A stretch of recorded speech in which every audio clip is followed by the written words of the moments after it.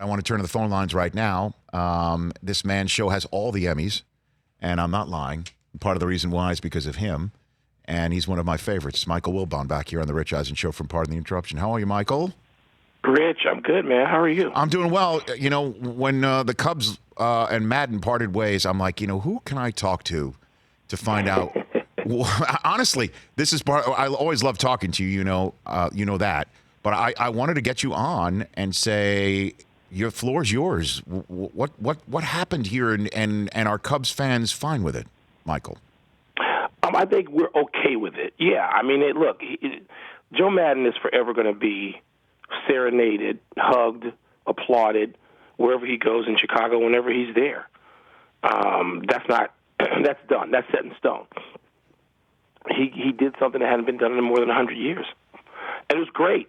And the 4 years were great. The 5 years, all of it. I don't know if the Cubs have had a better 5-year period. Certainly not in my life, and I'm getting old. And I don't know that in the last 75, probably in the 30s. 1930s, the Cubs went to the World Series, I think, in 32, 35, and 38, I think. So that would have been a great period. Well, that's 80 years ago. So they reached the point, Rich, which was clear these last 2 years, where the team wasn't responding in a way that Theo Epstein thought was, commensurate with the talent on board. They hit a wall late each year, and they want to win one more. And I understand that, and it was clear the team wasn't performing up to that level. And so there's going to be a casualty. Joe Madden, there's no question about that. Is Joe the only person to blame? And of course not. The manager or coach never is. But this is okay. This is okay. It's okay with most Cub fans.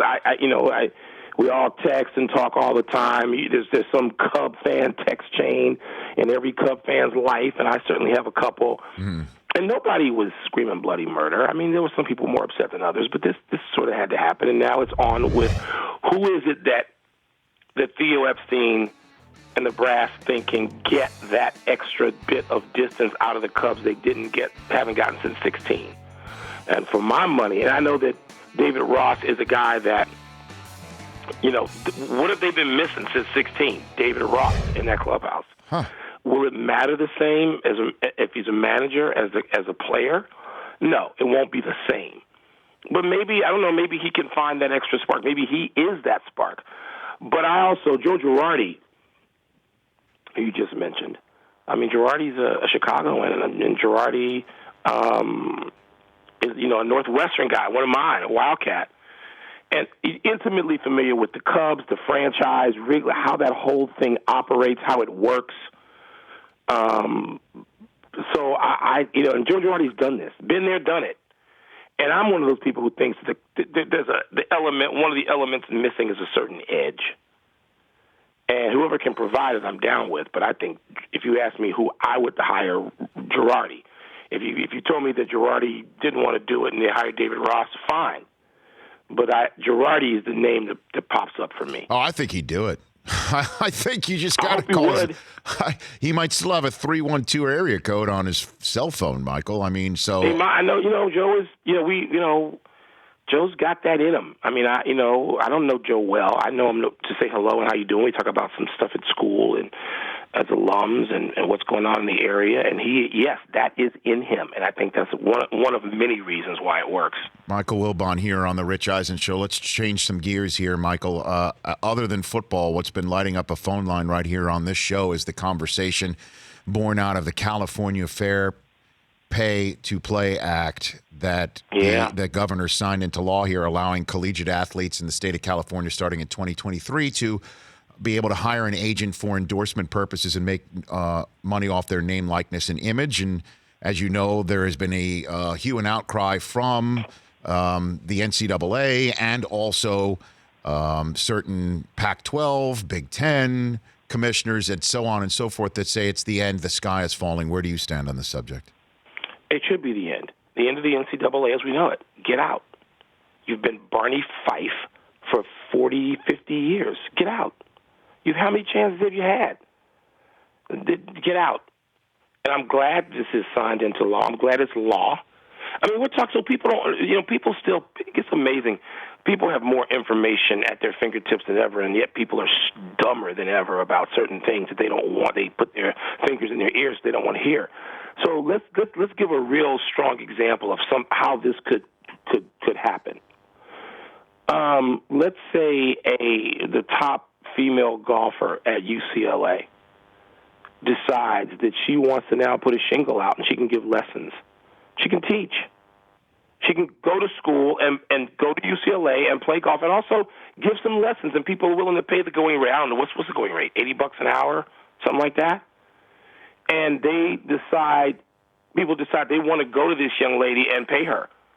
And she makes a couple of grand a month. That might be a little ambitious, but she can do that. Well, now she can. Before she couldn't. That's what likeness is as well. That's what it includes. If a player wanted to sell his or her game-worn jersey to an alum after a game, so they have a little auction, they could do that. It doesn't mean the school or the state is paying the player, the student. People are so dumb about these things. I'm not just in favor of it. It should have happened a long time ago. And if the NCAA can't get its arms around it or can't figure out a way to morph into an organization that can live with this kind of change, and if it's happening in California, Rich, is going to happen.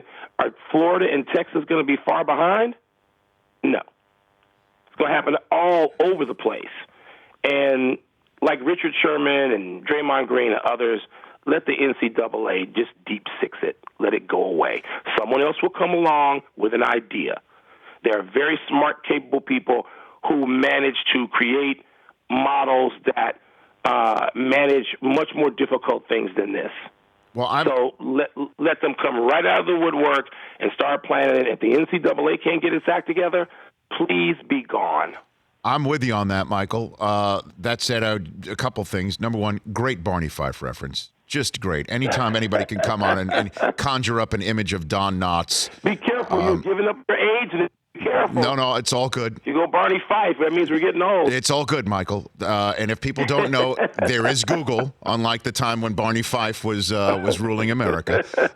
That's number one. Number two, the unintended consequence, however, that I'm thinking about, while also pounding the table that I have here in front of me as strongly as you just did on the phone right here, Michael Wilbon on the Rich Eisen Show, is what about the Buddy Garrity's of the Friday Night Lights world now suddenly bringing in all kinds of cash, absurdly large, absurd numbers of dollars into the pockets of players that would then send them to institutions of higher learning at which there's no learning. So what about that idea that suddenly now you're letting that happen? Yeah, it's certainly going to exist, Rich. I'm not going to stick my hand in the sand on that, but it's already existed. I mean, some schools have already had advantages over others, and some schools have been put on. The NCAA, when it had power, put people on probation. It didn't. Did it discourage it? It certainly, if it stopped it, if it served as a deterrent, it didn't discourage everybody. I mean, any system is going to have people looking at it to find loopholes. I mean, we know that. Just like tax law in the United States of America. I mean, this isn't unique. Going to be unique to intercollegiate competition. But you do the best you can. I mean, there are people. Let's face it. There are young Mark Cuban type minds out there who may say, okay, here's the way that this should go. Here's a system. I've got one. You know there are going to be people like this. There already are. Let's find them. And I'm not so worried about the exceptions. There are going to be exceptions. There have been exceptions. The NCAA, it wasn't just exceptions. Sometimes it ran rampant. So let's get rid of that cancer first. And if the NCAA can come up with a way to manage this, fine. Then they can throw their hat in the ring with others. But just to think that this is not going to happen in the NCAA, oh, poor NCAA, I'm way past that point. The NCAA should have been proactive in these sorts of ways decades ago and wasn't. Michael Wilbon here on the Rich Eisen Show from Pardon the Interruption and so much more. The NBA is coming back in just a couple weeks right now, and it's as wide open as anybody can remember. How do you predict this season? How is it possible to predict it, Michael? It isn't. And as wide open as ever is the best way to describe it. Because every sport has its own culture. The NHL has one in which the regular season points leader, the number one seed, if you will, often goes down in the first round. I mean, it's no surprise. We've seen that with the Penguins. We've seen that. I've seen it with the Capitals 2 or 3 times. I've seen it with my Blackhawks in recent years. Like the last time I think they got in the playoffs, I think they were the number one seed. That's that culture. And pro football, obviously, you can go worst to first in a division. We see it all the time. A draft and a free agency period can change an NFL team overnight. In the NBA, you've got 2 or 3 favorites, and the question of the season is, can anyone knock these people off? Will something go wrong, and we don't see them in the spring? And every sport's got its own culture, and that's the NBA's. But we're looking outside of that now, because it's not 3 or 2. Although it's sometimes a false narrative. Last year people thought it was a one-horse story, the Warriors, and that's not how it turned out. But if we got to be looking at both teams in LA. Mm-hmm. Although I think the Lakers are going to have more trouble getting themselves together than a lot of people think. But we're looking at the Clippers and Lakers. I think we're looking at Utah. I don't know. I think Denver needs another year of seasoning, but we're certainly looking at them. I mean, you can go 7 or 8. There are people. I talked to Isaiah Thomas and Kenny Smith, 2 guys who, God knows, if you look up the definition of traditional point guard, Rich, those guys were it, and they won championships plural. I mean, they won 4 NBA championships and college championships, and both those guys think the Rockets can get themselves to that point with Harden and Westbrook, and I don't think that. But the Rockets are certainly going to be in play. I think by the end of the year, the Warriors will be in play. Oh, baby. And so we're talking, how many teams have I just named only in the West? That's correct. Right. And so I haven't mentioned Portland. I haven't mentioned San Antonio. I think San Antonio is going to be a team that sort of rebounds a little bit and starts inching its way back up, but it's going to be hard this year. So you got so many teams, and I think Philadelphia in the East, and I don't want to discount Boston, but I think Philadelphia. So there's so many teams. This is a new way of looking at the NBA, and I think it's I think it's great. I mean, I don't know what people could want. You got stars spread all over the league. You got places like Dallas where you got young stars who are going to be back in effect.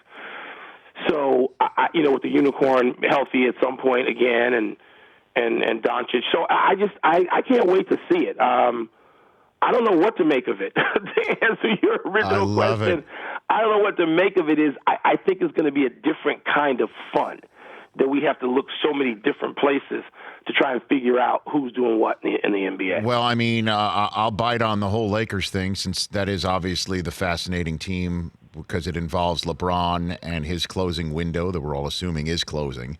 And the fact that last year they didn't have the shooters, and then he didn't stay healthy, and we all saw what happened. Now here comes Anthony Davis.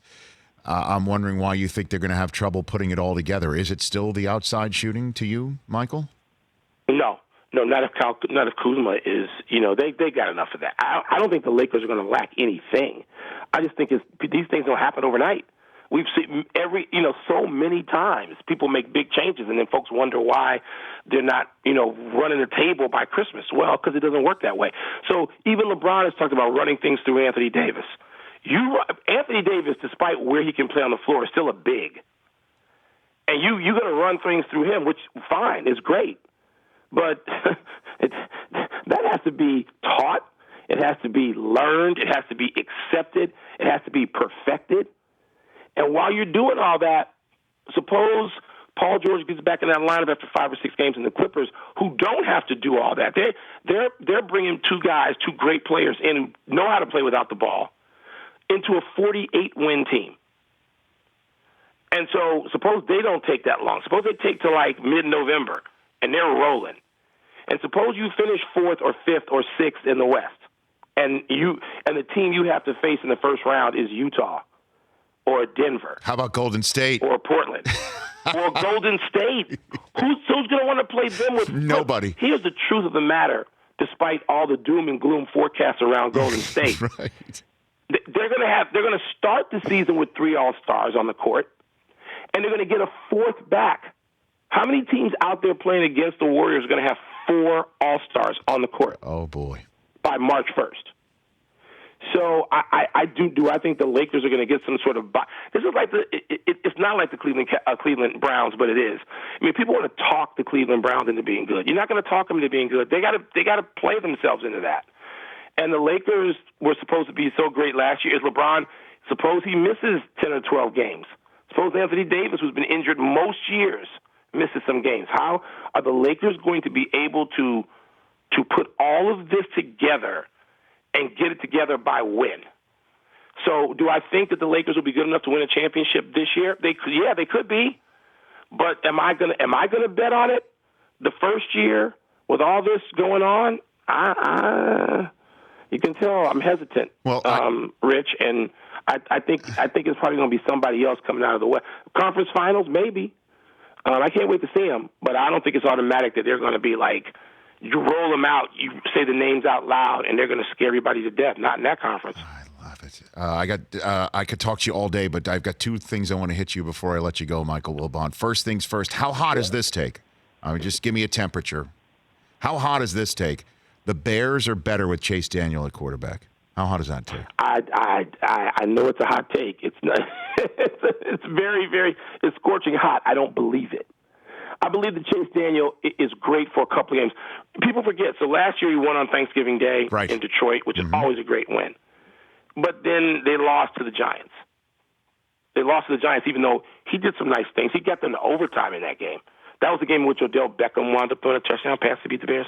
I don't believe that. I don't believe that. I mean, he there's some things he does right now that make you say that, make people go to that hot take. But I don't believe in the long run he can. I want to see Chase Daniels. I don't want to see him for more than about 3 games. So the Raiders game in London this weekend, and if he has to play the first game out of the bye against New Orleans, the battle of the backups, he and Teddy Bridgewater, okay. But they got to get Trubisky back in there. There's certain things Chase Daniel can't do physically. And Pat throws, he can't make it. He probably won't try. He can't use his legs like Trubisky. I'm not. That defense, by the way, looks to me at this point, it's very early, it looks to me as ferocious as the 85 defense. I know the 06 defense with Urlacher and Peanut Tillman and Lance Briggs and those guys got to a Super Bowl. This defense to me seems even more frightening. Like I think part of the problem is the quarterbacks are physically afraid of them. And that's happened before. That happened in 85. We don't see that anymore because the rules don't allow it. Except you watched that game last week, it looks like the Bears players, and not just Khalil Mack, but it looks like they are throwing guys out of a saloon. It looks like they're just picking them up and moving them because they are. And so that, to me, is the attraction of that team. That's always the attraction of a Bears team. We don't ever have quarterbacks we can depend on. It looks like Steve Fuller in the 84 Bears or whoever was coming off the bench when Jim McMahon was hurt for the 85 and 86 Bears. I don't know if they have enough to get there, but God bless Chase Daniel last week. I ain't rolling with that the whole season. Okay. And then last one for you, Michael. We saw your tweet the other day about who was not awake for the big Nats comeback. Tonight's game 1, first pitch is 20 minutes later than it was for the game that Tony Kornheiser could not stay awake for. What's the over-under on the number of innings Tony will stay awake for tonight, Michael? Tonight? Oh, 8. That's right. 8:30 start. Oh, it's late. It's late on the East Coast. Yeah, I'm gonna give him. I'm gonna give him 4 innings. Oh boy, he can't help himself. It's like you know him. I know, but it's kind of like the analytics here don't favor him. So it's just twice through the lineup and he's out, just like starters in Major League Baseball. And if it's one of those, if it plays out more like an American League game because there are home runs and early pitching changes, then we can take the under. Wow. I mean, this is Mr. Tony. I called his house, and when Carol answered the phone, and she was screaming and hollering at the end of the game, because, of course, everybody was. People who were unaffiliated didn't have a horse in the race. I'm calling them in Washington, D.C. And I said, okay, you're awake. That means he's got to be awake. And she goes, no. He's done. No. Come on. He's like, you know him nearly as long as I know him. He's got a nap. He's got a nap then. This is unbelievable. And I said, and here's the sentence I've never heard. Nobody ever wakes him up. You don't even want to bother with that. And she said, I think I'm going to wake him up. And I said, no, you're not going to wake him up. And she did wake him up because this was such a – Rich, this to me – so the team has been back here, I don't know, 14 years, something like that? Right. This was the biggest night in the Nationals' history in Washington time. I'm not going back to Montreal. Right. And or if you want just night. in it was terms the biggest night of baseball in Washington since Walter Johnson. It's about the League of Nations. That's what I mean. It's come on. And he's sleeping. So he couldn't. Yeah, he couldn't get it done. So I promised in that tweet, as you know, I was going to pound him. Yes. And I did yesterday. You're the best. Yeah, and I don't have a horse. I do sort of have a horse in the race. Mark Walter, the Dodgers owner, principal owner, he's a Northwestern guy. Okay. In part, he's a Midwestern guy, and he's a Wildcat. Wildcats are popping up, man. If we got Joe Girardi back in the news, Mark Walter, the Dodger owner, Northwestern Law School, and a trustee, as I am, and so I have gotten to know Mark and his wife, and he's a Bulls fan, and I mean, this is great. So I can't say I don't have any interest in the game. And there's a guy named Irvin Johnson. I've heard of him a little bit. I've heard of him and worked with him for years, and it was just with him to celebrate a milestone birthday. So I can't say I have no skin in the game. It's going to be a little, dicey trying to navigate that one, living in a house with a Washingtonian and having people in high places with the Dodgers who I'm pretty close to. Well, so I'm going to be real quiet during this series. You send my best to Mr. Tony. You're the best too, Michael. I love chatting with you. You take care of yourself. Rich, thanks for having me, man. You are the best. It, as you know. And I'll tell Tony you said stay awake. Yes, do it. You got it. You do it. That's Michael Wilbon, at Real Mike Wilbon on Twitter. For more of The Rich Eisen Show, tune to Audience Channel 239 on DirecTV for free on BR Live or download the Rich Eisen Show app.